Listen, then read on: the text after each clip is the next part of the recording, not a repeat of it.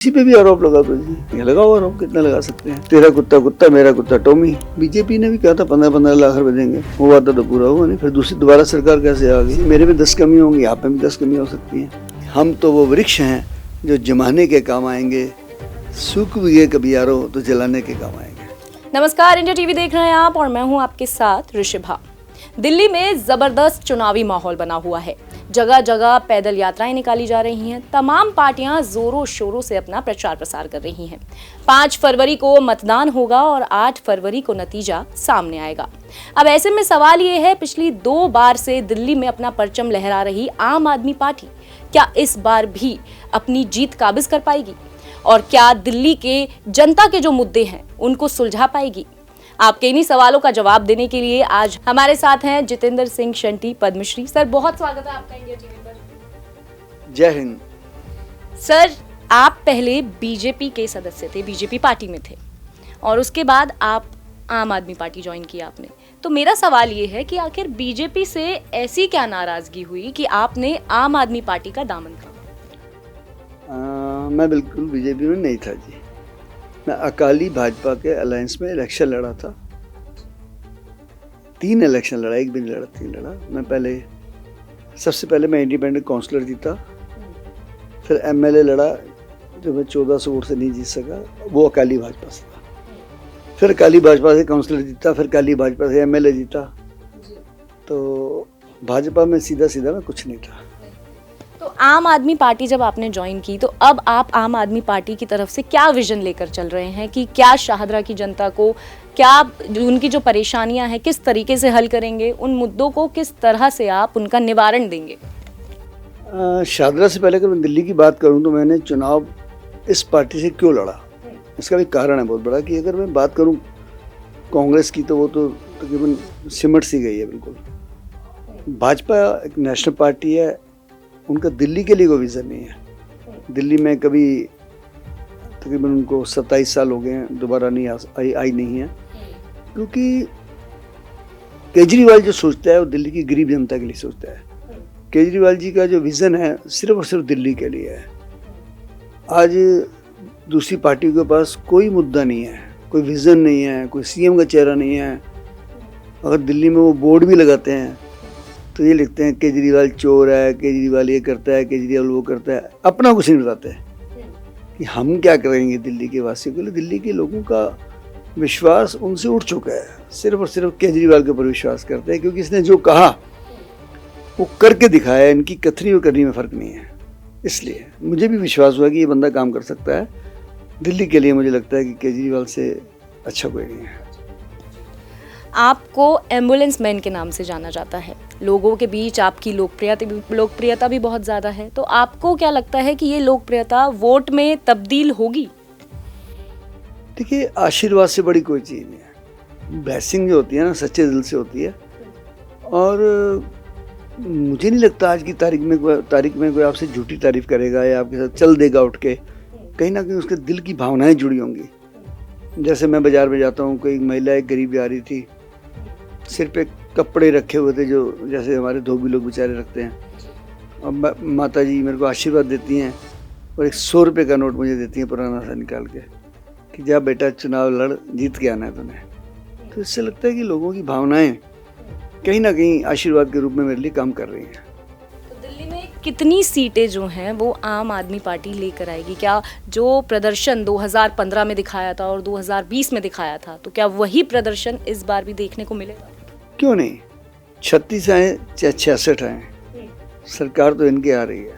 सरकार केजरीवाल की आ रही है, सरकार आम आदमी पार्टी की 100% आ रही है, इसमें कोई दो राय नहीं है। और आपने कहा कि 2 बार सरकार आई केजरीवाल की, तीसरी बार क्यों नहीं बोल रहे हो? जो पहले 49 दिन में सरकार गिरी थी वो किसकी थी? वो भी केजरीवाल की सरकार थी। 3 बार मुख्यमंत्री रहे हैं। जनता का अंधविश्वास है केजरीवाल के ऊपर। स्वामी विवेकानंद जी से किसी ने पूछा था कि स्वामी जी अंधविश्वास करना चाहिए कि नहीं, तो उनका कहना था कि अव्वल तो अंधविश्वास करो मत, करो तो देख लेना कहीं सामने वाला अंधा तो नहीं है। तो इनका जो लोगों का विश्वास है इनके ऊपर बैठ चुका है। ये उनको पता है कि जो बोलता है, बसें गई तो दी, बिजली पानी कहा तो दिया, मुल्ला क्लीन कहा तो दिया, तीर्थ यात्रा बोली तो दी। आगे भी जो इनके विज़न है 2100 रुपये शगन वाली जो स्कीम है, उनको पता देंगे, ये संजीवनी योजना देंगे वो। और जो इन्होंने कहा है कि दलित परिवारों को बच्चा अगर बाहर विदेश पढ़ने जाएगा तो उसको पैसा देंगे, पुजारियों को 18,000 देंगे। तो मुझे लगता है गुडविल बन चुकी है इनकी। जैसा कि आपने तमाम ये जो स्कीम्स हैं उनके बारे में जिक्र किया है, तो आपको कहीं ना कहीं ये लगता है कि आम आदमी पार्टी जो स्कीम्स निकाल कर लेकर आई है, उसी वजह से अब कांग्रेस और बीजेपी एक प्रेशर में आ गई हैं फ्री स्कीम्स निकालने के? बीजेपी तो पहले भी निकाल चुकी है। गुजरात में क्या हुआ, महाराष्ट्र में 1,000 रुपये उन्होंने खाते में डाला सबके। ये रेवड़ियाँ बांटते हैं, दिल्ली में हो तो रेवड़ियाँ हैं, वहाँ शायद कुछ नाम गचक वचक होगा, कोई नकल तो ही नहीं किया। ये कंसेंट तो यही लेके आए हैं केजरीवाल जी। लेकिन इनकी सोच अलग है कि पहले लोग नेता लाते थे, पैसा 25-30% इधर उधर हो जाता था या खा जाते होंगे। लेकिन इन्होंने कहा कि वो पैसा बचे तो गरीब व्यक्ति के बच्चे के पेट में जाए, और जा रहा है। क्योंकि किचन का जो पैसा बचता है, बिजली पानी का बचता है, बसों का बचता है, मोहल्ला क्लिनिक का बचता है, कहीं ना कहीं गरीब महिला की किचन चलती है उससे। अभी हाल फिलहाल में ही आम आदमी पार्टी के 7 विधायकों ने इस्तीफा दिया है, तो आपको क्या लगता है कि इससे अब चुनाव के नतीजे पर कुछ असर पड़ेगा? नहीं, कुछ नहीं पड़ेगा, क्योंकि वो 7 विधायक नहीं थे, उनकी टिकट कट चुकी थी। जिनकी टिकट कट गई, इसका मतलब सर्वे अच्छा नहीं था, इसका मतलब जीतने वाले नहीं है। अब हारे को कौन पूछता है जी, जीतने वाला चाहे एक वोट से जीत तो जीते जी। अब जिसकी टिकट ही कट गई उसकी क्या वैल्यू रहेगी? जिसको टिकट मिली है वैल्यू तो उसकी है। तो वो एक डमी अटैम्प्ट है बीजेपी का प्रदर्शन करने के लिए, दिखाने के लिए सभी पार्टियां करती हैं। कोई जीरो असर भी नहीं पड़ेगा, वोट पड़ने केजरीवाल को। अगर वो जिन 7 लोगों ने रिज़ाइन दिया है टिकट कटने के बाद, उनका उस पहले चुनाव से लड़ने का अगर स्टेटस देख लेंगे तो वो अपने नाम से नहीं जीते होंगे, वो केजरीवाल के नाम से जीते होंगे। तो केजरीवाल ने ही जिताना, तो जिसको मर्जी खड़ा कर दे वो। सवाल ये भी है कि सुनने में आ रहा है कि सुनीता केजरीवाल जो हैं वो अब पॉलिटिक्स ज्वाइन करेंगी, तो क्या ऐसा है? क्यों नहीं कर सकती? कोई भी व्यक्ति कर सकता है, उनका फंडामेंटल राइट है। अगर सोनिया गांधी ज्वाइन कर सकती है, प्रियंका गांधी कर सकती है, तो सुनीता केजरीवाल को क्या प्रॉब्लम नहीं करे? क्यों नहीं करे? वो करे, पढ़ी लिखी है, अच्छे ऐसे लोग आने चाहिए सत्ता में, ऐसे लोग आने चाहिए। कर सकती हैं। अब उनके अंदर की क्या बात है तो आपको भी नहीं पता, मुझे नहीं पता। अगर कर सकती होती तो चुनाव न लड़ लेती हो, और इसके बाद कोई नॉमिनेटेड आएंगी तो आ सकती हैं, क्यों नहीं आ सकती हैं? सुनीता केजरीवाल, जब केजरीवाल जी जेल में गए थे, किस प्रकार उन्होंने लोगों को मोटिवेट किया, किस प्रकार उन्होंने एक कॉन्स्टिट्यूंसी में जाके लोगों को अवेयर किया, क्यों नहीं कर सकती हो? एक पढ़ा लिखा व्यक्ति जब राज करता है तो अच्छे तरीके से करता है।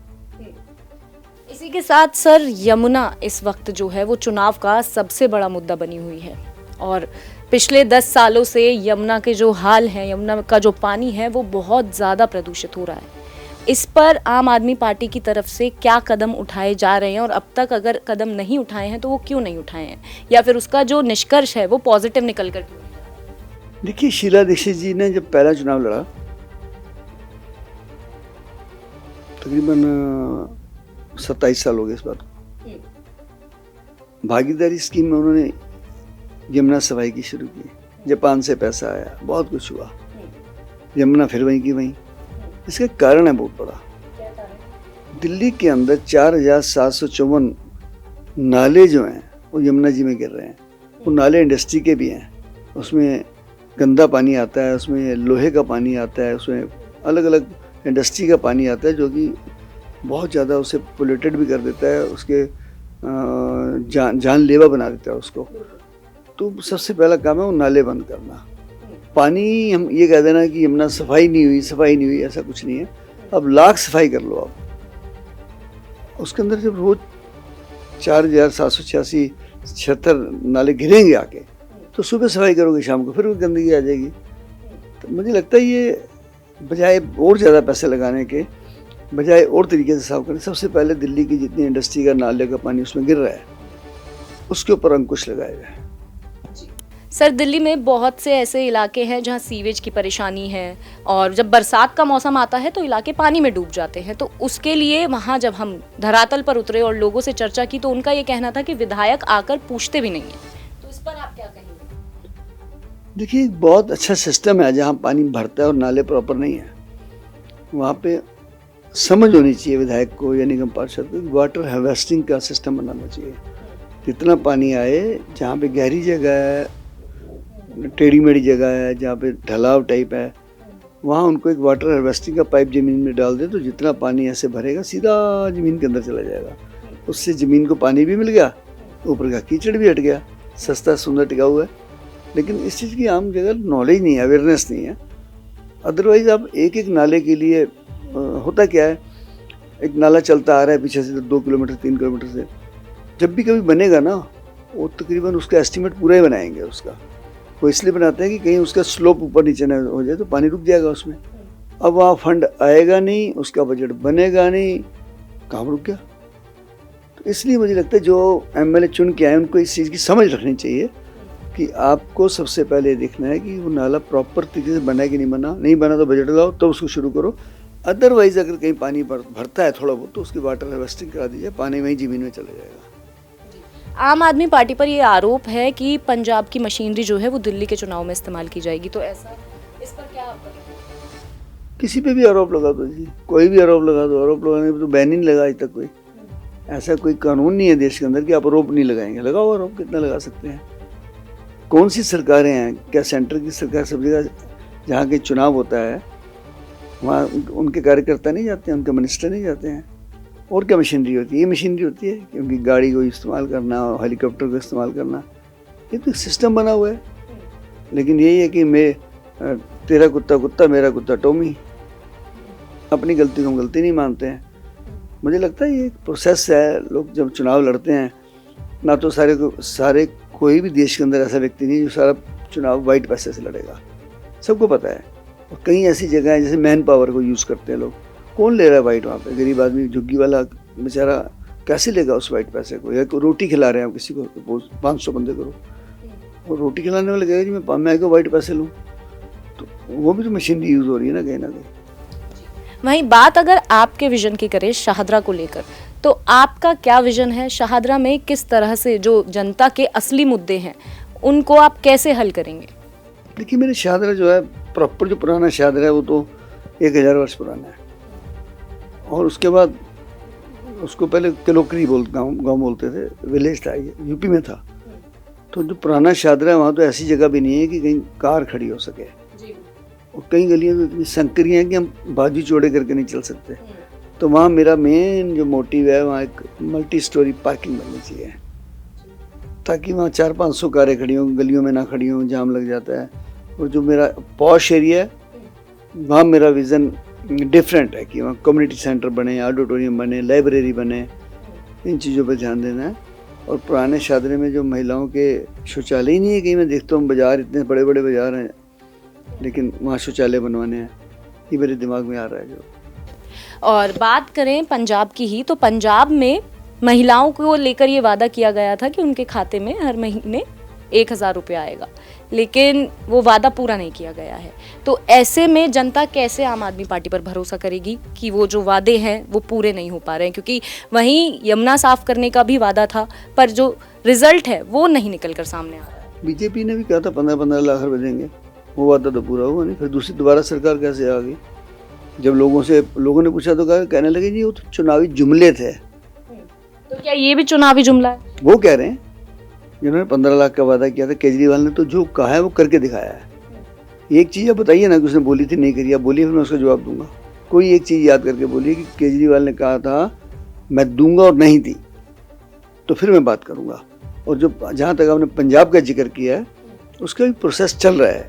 मेरी बात हुई थी भगवंत मान जी से, वो कह रहे हमने कब कहा कि नहीं देंगे। उसमें काउंटिंग चल रही है, जो फॉर्म भरे थे उसकी प्रोसेसिंग चल रही है, बैंकों के साथ उनका अटैचमेंट किया जा रहा है। तो वो तो देना ही देना, जो बोल दिया सरकार ने देना है। वो पैसा किसका है? जनता के दिए हुए टैक्स में से पैसा आएगा। वो तो जो टैक्स में बचत होती है उस पैसे को जनता में लुटा देते हैं, वो जनता को प्रदान कर देते हैं। जनता खुश है इस बात से। पहले लोग खा जाते थे, ये उसको जनता पे लगाते हैं। इस बार कहीं ना कहीं क्या आप ऐसा मान रहे हैं कि आम आदमी पार्टी का जो एग्रेशन है वो थोड़ा कम है पिछले 2 चुनाव के मुकाबले? कहीं भी मैं भी हूँ, अगर मैं 3 इलेक्शन लगातार लड़ूंगा तो चौथे इलेक्शन में जाते जाते लोगों का मन भर जाएगा मेरे से। या तो चेंज चाहेंगे हो सकता है कोई ऑप्शन सामने ना हो तो वो चेंज नहीं चाहेंगे। कई बार ऑप्शन आ जाती है तो लोगों को लगता है शायद वो इससे अच्छा करेगा, पर ऐसा मुझे लगता नहीं जो आप कह रहे हैं। मैं तो जा रहा हूँ ना बाजार के अंदर, जनता में बुखार वही है, जनता में केजरीवाल जी के लिए पूरा बुखार है। लेकिन जब हम धरातल पर उतरे और हमने लोगों से चर्चा की तो लोगों को बहुत तरीके की शिकायत थी। सबसे ज़्यादा पानी, सीवेज, इन्हीं चीज़ों को लेकर लोग जो हैं वो कहीं ना कहीं नाराज़ नज़र आए हैं केजरीवाल जी से। देखिए, देश के चुनाव में आपने देख लिया ना कि तीसरी बार सरकार 400 पार करते करते कहाँ अटकी जाके। अयोध्या हार गए, अमेठी हार गए, तो समझ जाइए कि लोगों का मन भर जाता है उससे। और मैं भी हूँ चाहे कोई भी है उसकी गलतियाँ भी लोग पकड़ लेते हैं कि यार ये नहीं करा, वो नहीं करता। सबकी अपेक्षाएं तो पूरी नहीं कर सकते हैं आप। इसलिए केजरीवाल जी की जो गरिमा है वो कम नहीं हुई है, लोगों की अपेक्षाएं और बढ़ गई हैं कि ये भी मिल जाए, वो भी मिल जाए, ये भी मिल जाए। मिलेगा, वो देते हैं, वो सबको देते हैं, उनको काम करना आता है। आम आदमी पार्टी के जो आतिशी, मनीष सिसोदिया, राघव चड्ढा, इन तीनों में से सबसे बेहतर जनसेवक आप किसको मानते हैं? देखिए, मैं सर्वे करने वाला तो हूँ नहीं। मुझे लगता है जो आम आदमी पार्टी के साथ जुड़े हैं, चाहे मनीष जी हैं, चाहे आतिशी जी हैं, राघव जी हैं, सारे डायनेमिक हीरे हैं एकदम। और ये आज लोगों को लग रहा है जो अपोजिशन पार्टी है कि यार ये कैसे बन गए, ये तो बड़े गरीब लोग थे, ये तो बड़े राजनीतिक नहीं थे, लेकिन अपनी शक्ति से बने। अगर मनीष सिसोदिया बना तो उसने दिल्ली के स्कूल बना के दिखा दिया, उसका विज़न है। आतिशी बनी है तो उसने अपना काम करके दिखाया। पर ये कह देना कि कौन अच्छा है कौन बुरा है, किसी मेरे में 10 कमी होंगी, आप में भी 10 कमी हो सकती हैं, उसको 1 2 3 करना ठीक नहीं है। तीनों ही देश के लिए काम कर रहे हैं, दिल्ली के लिए काम कर रहे हैं, मानवता के लिए काम कर रहे हैं और दिल लगा के काम कर रहे हैं। आपने पार्टी मैनिफेस्टो के अलग एक स्कीम पिंक एम्बुलेंस जो है महिलाओं के लिए निकाली, तो आपको क्या लगता है कि ये वोटर्स को लुभाएगा? ना लुभाए, हम कुछ दे रहे हैं, ले तो रहे नहीं कुछ। सरकार का भी सरकारी स्कीम नहीं है, वो मेरी स्कीम है। वो एम्बुलेंस मैं अपनी जेब में से बनाऊंगा कि बहनों को जब डिलीवरी के समय एम्बुलेंस में जाना पड़ता है तो पुरुष ड्राइवर के साथ वो कंफर्टेबल महसूस नहीं करती हैं, तो क्यों ना उनकी पिंक एम्बुलेंस अलग बने, महिला ड्राइवर हो, ये मेरी सोच कहती है। और मैं करके दिखाऊंगा, बना के दिखाऊंगा। जीतूंगा तो और काम करूंगा, नहीं जीतूंगा उससे भी ज़्यादा काम करूंगा। तो सर, आपको क्या लगता है कि शाहदरा विधानसभा सीट से जीत आपकी ही होगी? जीत शंटी की नहीं होगी, जीत सेवा की होगी, क्योंकि हम चुनाव राजनीति का नहीं सेवा नीति का लड़ रहे हैं। और नारा भी मेरा यही है, ना कोई वादा ना कोई नारा, सेवा ही है कर्म हमारा। और हर मंच में ये बात बोल रहा हूँ, हम तो वो वृक्ष हैं जो जमाने के काम आएंगे, सूख भी गए कभी यारो तो जलाने के काम आएंगे। बहुत बहुत शुक्रिया सर तमाम जानकारी के लिए, अपना समय देने के लिए। जय हिंद। तो ये थे हमारे साथ जितेंद्र सिंह शंटी, दिल्ली की शाहदरा विधानसभा सीट से आम आदमी पार्टी उम्मीदवार, जिनसे हमने चर्चा की और जाना कि आखिर आम आदमी पार्टी का दिल्ली को लेकर क्या विजन है। फिलहाल के लिए इतना ही। आप देखते रहिए इंडिया टीवी।